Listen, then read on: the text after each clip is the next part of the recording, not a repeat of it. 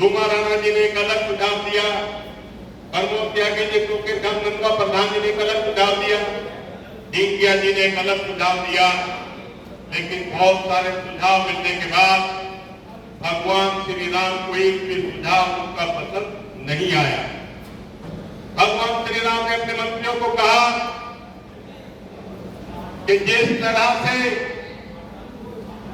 कर की व्यवस्था ऐसे नहीं जैसे आप बता रहे हैं, कर की व्यवस्था ऐसी होनी चाहिए जैसे सूर्य देवता नदी से, तालाब से, पोखर से, समुद्र से जल लेता है, ना देने वाले को पता चलता है और लेके वापस उन्हीं को लौटा देता है। ये कर की व्यवस्था होनी चाहिए, ये भगवान श्री राम ने कहा। अगर इसका किसी ने अनुसरण किया तो मुझे गर्व है कि हमारे कांग्रेस पार्टी के नेताओं ने किया।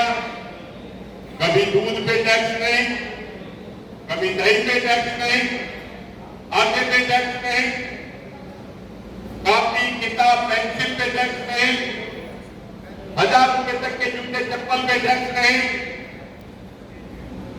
1000 रुपए तक के कपड़ों पे टैक्स नहीं। और जब किसी की मृत्यु हो जाए तो कफन पे भी कोई टैक्स नहीं था।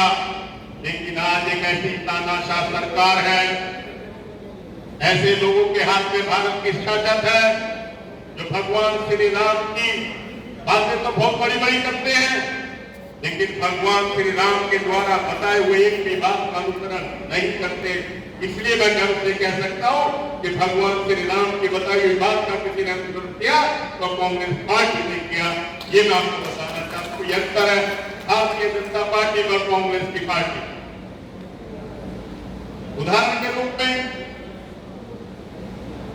पिछले महीने, अप्रैल के महीने में, अब से 12 दिन पूर्व भारतीय जनता पार्टी की मोदी जी की सरकार ने 2 लाख करोड़ रुपए से ज्यादा का टैक्स एक महीने में कलेक्शन किया। प्रोफेसर साहब हमारे बीच में हैं, रुपए से ज्यादा होता और ये हमारी जेब से जाता है हर साल। ये बात मैं इसलिए कहना चाहता हूं कि 24 लाख रुपए हमें सहज से अंदाजा में नहीं कि कितनी बड़ी रकम होती है, लेकिन इसका आंकलन हम अगर करें तो मैं आपको याद दिलाना चाहता हूं नोटबंदी का वो दौर जब मोदी जी ने देश के अंदर नोटबंदी की। बैंकों के अंदर महीनों महीनों लंबी लंबी लाइनें लगी रही और कतारों में खड़े होकर लोगों ने जो पैसा जमा किया वो पैसा था 14,39,000 करोड़ रुपए, जो 70 सालों में हमने कमाया था। तो मोदी जी ने बैंकों की लाइनों में खड़े करके हमें 500,000 के नोट के रूप में जो जमा किया वो 14,39,000 करोड़ रुपए था। और जब 14,39,000 करोड़ रुपए वो हमारे घरों में था, हमारे कनस्तरों में था, हमारे आटे और दाल के कनस्तर में था, तो घर में खुशहाली थी, बच्चों को अच्छा पढ़ाते थे, दिखाते थे और जेब में भी पैसे नजर आते थे। घर में शाम को कुछ न कुछ फ्रूट और दूसरी कोई चीज लेके घर में जाते थे। वो 14,39 करोड़ रुपए का। लेकिन मैं बात इसलिए कहना चाहता हूं कि 14,39,000 करोड़ रुपए 70 साल की कमाई थी और मोदी जी हर साल हमारी जेबों से 24 लाख करोड़ रुपए निकालते हैं। तो जेबों में और घरों में अगर खुशहाली नजर नहीं आ रही तो इसलिए नहीं आ रही को पैसा हमारी जेब से हम सोते रहते हैं, जांचते रहते हैं, काम करते रहते हैं, लेकिन मोदी जी हमारे पैसे को निकाल ले जाते हैं और हमें सहज से आभास भी नहीं। जब हम अपनी मोटरसाइकिल में 100 रुपए का पेट्रोल डलाते हैं तो जब हमारी सरकार थी 65 रुपए लेते थे, 65 रुपए में 10 रुपए टैक्स के नाम पे जाता था। आज वो 65 रुपए का 100 रुपए हो गया। मोदी जी ने उसमें टैक्स ले लिया 35 रुपए। 100 रुपए पे 35 रुपए सरकार हमारी जेब से लूट रही है और हमें कहते हैं कि हम आपको महंगाई से निजात दिलाएंगे। 2014 में तो यही भाषण थे। आज इस तरह की बात नहीं करती। आटा है, दूध है, दही 30 रुपए किलो था, आज वो 60 रुपए लीटर हो गया। तो नमक तेल है वो किसी से छुपा हुआ नहीं है।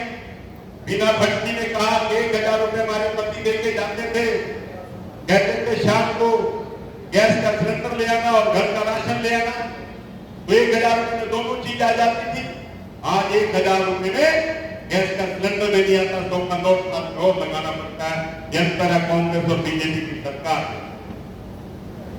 मैं बड़े दर्द के साथ एक बात आपको कहना चाहता हूं, हमारे घर के अंदर जब तो पानी का नल का होता है और उसमें से एक एक बूंद पानी टपक रहा होता है, तो कोई हमारी ताई, कोई हमारा बाबा, कोई संत महात्मा हमारी ताई चाची जब घर में आती है तो कहती है बेटा रविंदर इस नलके को ठीक करा ले, इससे घर की बरकत चली जाती है।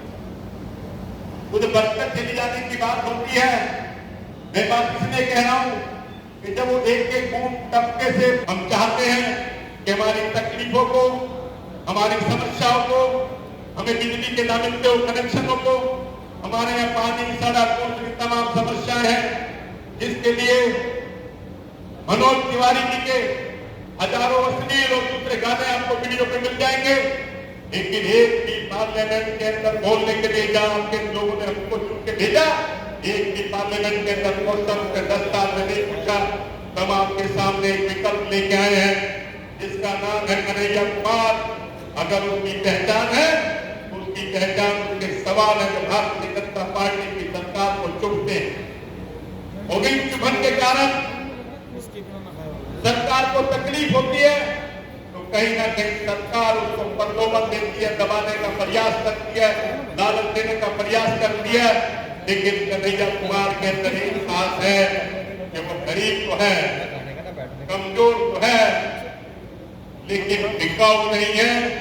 भारतीय जनता पार्टी की तिजोरी के अंदर इतनी दौलत नहीं है जो कन्हैया कुमार का जमीन खरीद ले, उसका जिगर खरीद ले। इसलिए मैं आपको अनुरोध करना चाहता हूं कि आने वाली 25 तारीख को हर व्यक्ति बहन कन्हैया कुमार जी ने जहां भी आना था, लेकिन रविंदर जी ने बता दिया कारण हो गया जिसके कारण वो नहीं आ पाए।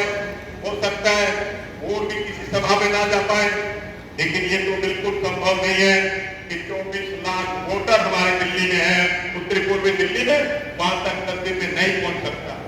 तो जब वो 24 लाख वोटरों के पास नहीं पहुंच सकता तो उसका मैसेंजर हम सबको बनना पड़ेगा, हम सबको कन्हैया कुमार बनना पड़ेगा और कन्हैया कुमार के रूप में जाके लोगों के सामने जाके अनुरोध करना पड़ेगा। लेकिन कन्हैया कुमार आपके लिए लड़ेगा, आपके लिए काम करेगा और आपके क्षेत्र में जो उन्नति और तरक्की रुकी हुई है, महंगाई, निजात, किसानों को MSP और नौजवानों को नौकरी हमारे घोषणा पत्र में लिखी हुई है, उन तमाम कामों को हमारी सरकार करेगी। इसलिए इंडिया गठबंधन के उम्मीदवारों को जिताएं और फिर से देश के अंदर उन्नति और तरक्की के रास्ते में देश को आगे ले जाएंगे, ये हम आपको कहना चाहते हैं। उन्हें आप सबका एक बारी दिल से आभार करते हैं, आपका धन्यवाद करते हैं। बहुत बहुत धन्यवाद। जय हिंद, जय भारत।